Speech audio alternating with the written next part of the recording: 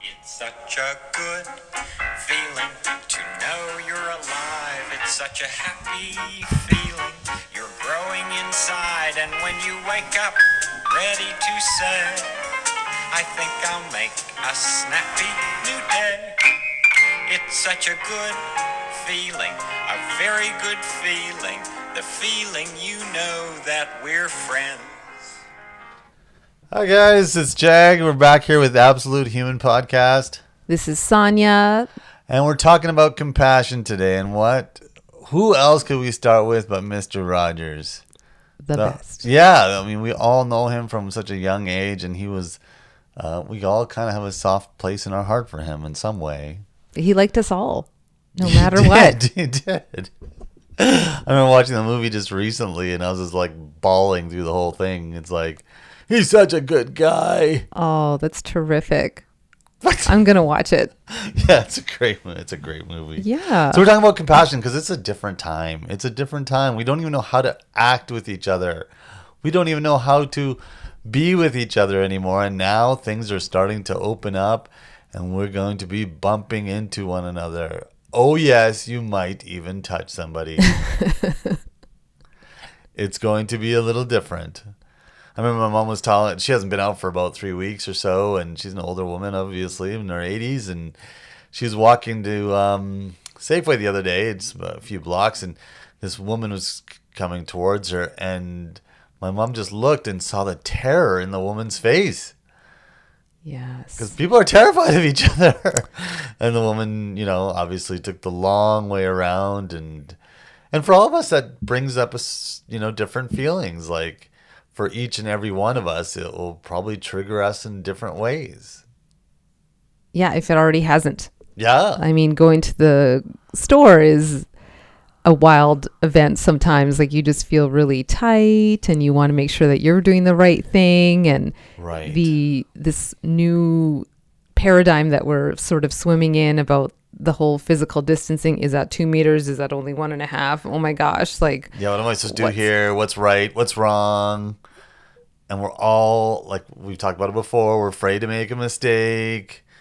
And it was early on, and I remember I was in a Mac store. It was early on. This was about 3 weeks ago or 4 weeks ago, and it was about 6 people in the Mac store. And I coughed, just cleared my throat, and I coughed, and everybody went quiet. oh gee.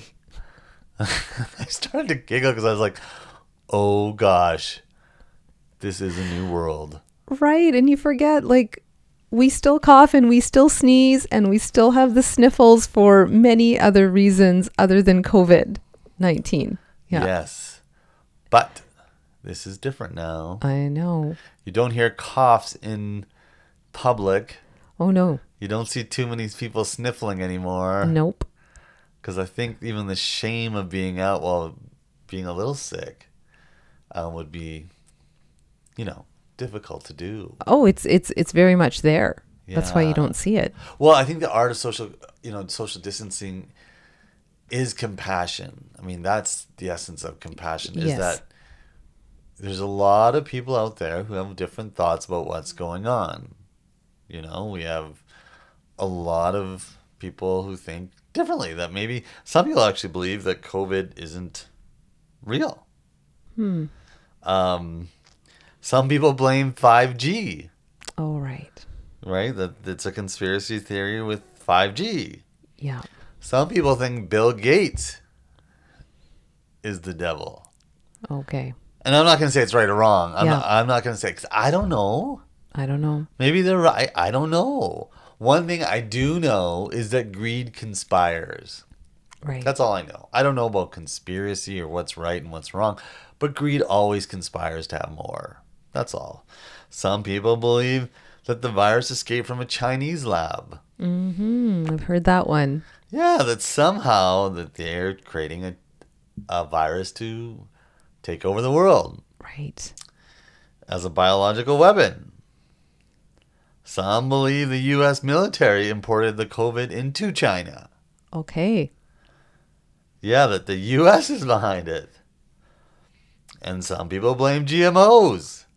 Wow. Yeah. Yes. One thing we can say is that there is COVID-19. Yeah. Some people believe there isn't a COVID-19, but we can, I guess, safely assume there is a COVID-19. People are getting sick. People are dying. That's right. One thing I think we can all agree on. Yes. And we get to be compassionate to each other about each other's thoughts around this. Mm-hmm. And even when it sounds different, just to even listen for a moment. It only takes, well, they say it takes 40 seconds to show compassion. 40 seconds. And that might just be asking someone how they're doing or how does it feel. Mm-hmm. Right. So simple. Yes. Well, going back to what we do know about the fact that there is a COVID-19 virus that is affecting people and that social distancing is a very compassionate act. And I think a lot of the things that we are, like in terms of wearing masks and social distancing, we forget that it's for other people that we're doing these things, and trying to stay, of course, out of harm's way in the emergency rooms. You might be healthy, but there are a lot of people out there who aren't very strong. No, and that truly that there are people who are at risk. So of course the elderly, we've all heard of, people with compromised immune systems, so they've had cancer or they have heart disease or lung issues. Those are very real things that we need to consider and be thoughtful about in our society. That is something we can all do something about in terms of our own health, going beyond the conspiracy theories and whatnot, but what is something that you can actually do to be compassionate to our society. Yeah, because it's all about compassion. I mean, and it starts with ourselves, to be compassionate for yourself. This is not easy. Not at all. It's not going to be easy. Life is different now. I've said this a few times, and I do believe we're not going back. True. Nothing in the universe goes back. It goes forward. This will be different. We will not share drinks probably ever again. Right. It will be different. You will not hug like you used to hug. There will not be a bowl of nacho chips at a party. Because this is creeping into our minds now. We're thinking about this. Like in Indian culture, people don't share drinks in the first place. I remember when I was young and I would share it with my friends or whatever, and I would tell my mom. They couldn't believe that you would do that. That's right. That, that some other, in other countries, they've learned long time ago about how things spread. Yes. This is nothing new. China's the same way. You don't share drinks. No. Or you don't share certain things that can pass on viruses. Absolutely. Absolutely. And so we know that it's out there and that it's this pathogen, and there's a lot of focus and talk on that. And of course, that's really the sort of ideology in the West too, where it's all about, germ theory and about the disease, right, as opposed to us. Right, because it's individual oriented. The richer we are in the world, the more individualized we can think. Right. When you are living in a house with 12 people, you can't really think that it's just you. Mm-hmm. You become part of the environment.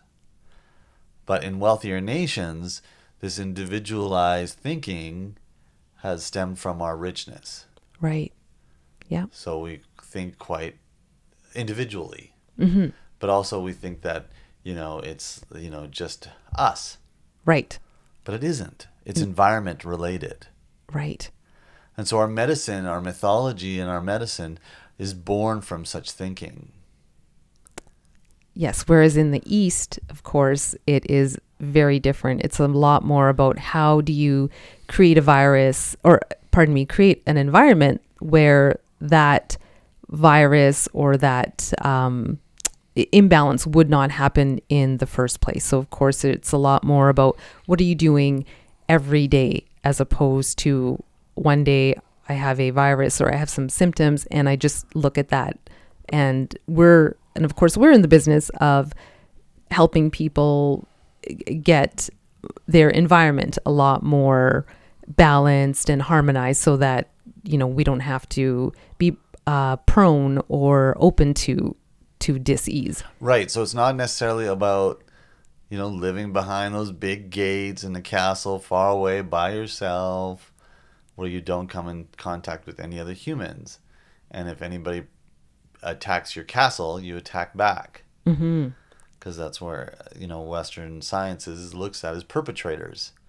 They look at EPIs, external pathogens that come and attack you. So most of the medicine in Western worlds is based on looking at the pathogen, cancer, high blood pressure, or something from the external creating an imbalance inside. Whereas in what we want to focus on, and what more in the Eastern world, is we look at the internal environment, about making yourself strong enough that it doesn't matter what comes, that you'll be strong enough to battle it.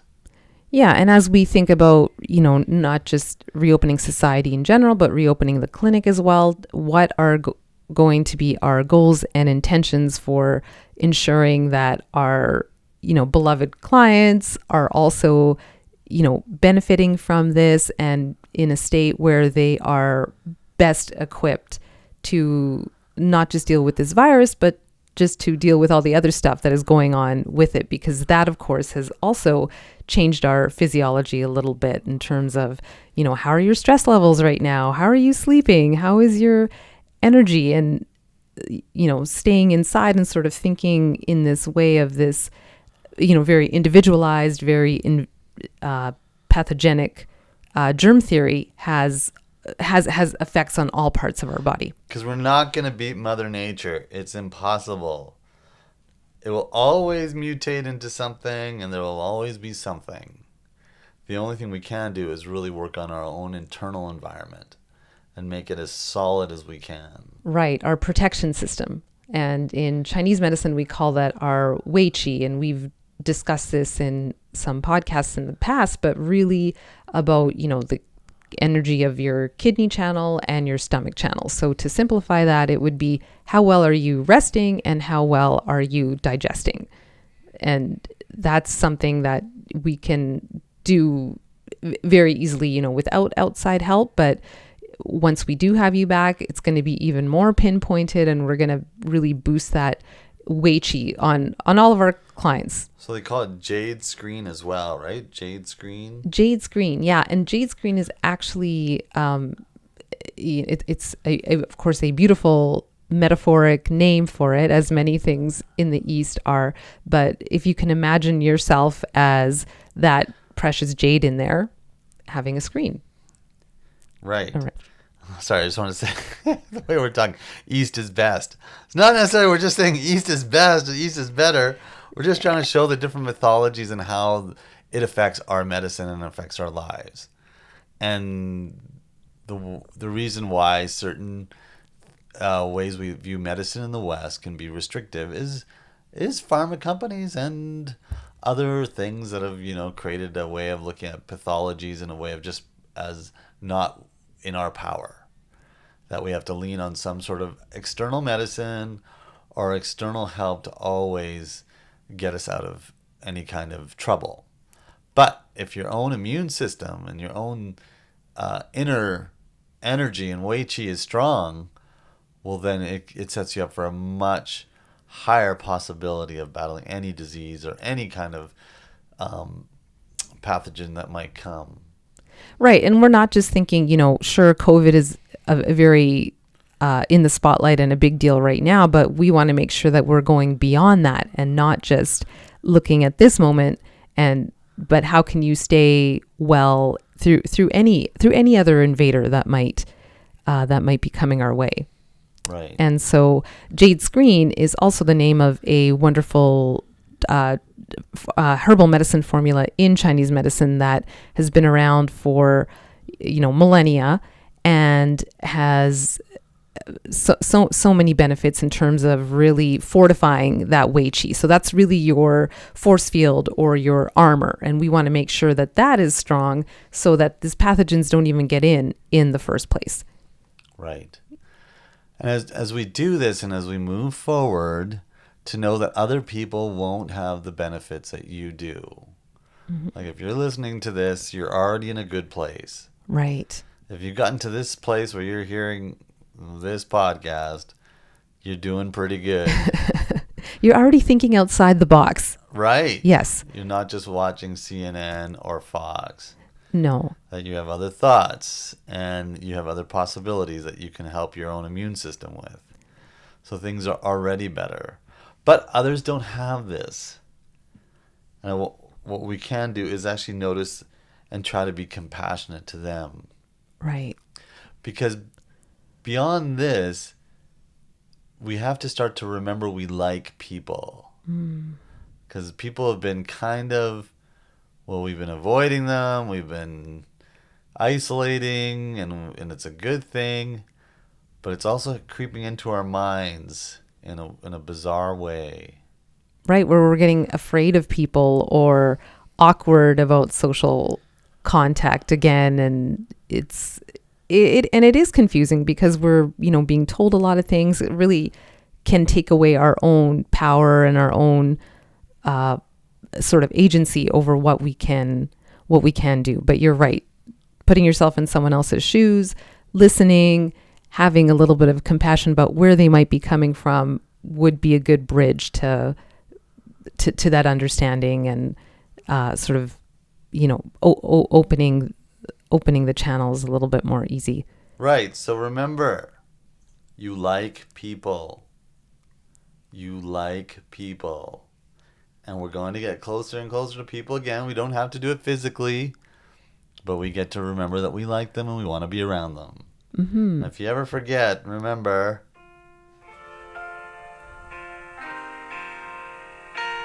Thanks for listening. I'm Jag from Absolute Human. And this is Sonia. I like. It's not the things you wear. It's not the way you do your hair. But it's you I like. The way you are right now. The way down deep inside you. Not the things that hide you. Not your toys. They're just beside you. But it's you I like. Every part of you. Your skin, your eyes, your feelings, whether old or new. I hope that you'll remember, even when you're feeling blue, that it's you I like, it's you yourself, it's you. Never turning this off. You better turn off your own you. recorder or your phone. I like. Okay, it's done. We like you. Oh, that's not good for me. Okay, see you. Bye-bye.